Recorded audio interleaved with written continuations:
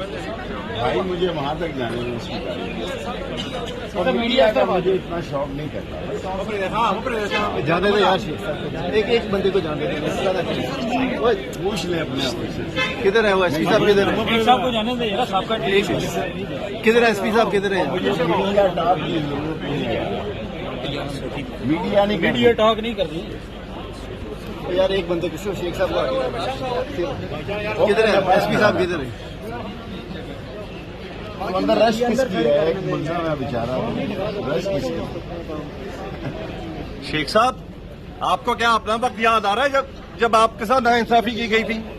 क्या आपको सर अपना वक्त याद आ रहा है जब आपके साथ नाइंसाफी की गई थी कोई और आपको बात नहीं किया गया था? याद, मैं तैयार हूँ हर किस्म के हालात में। ये वक्त भी गुजर जाएगा। ये मजबूर हैं बेचारे, मेरी जमानत हो गई है केस में और 4 तारीख है। मुझे पुलिस से कोई इतराज नहीं है, मजबूर है बेचारे, इन्होंने नौकरी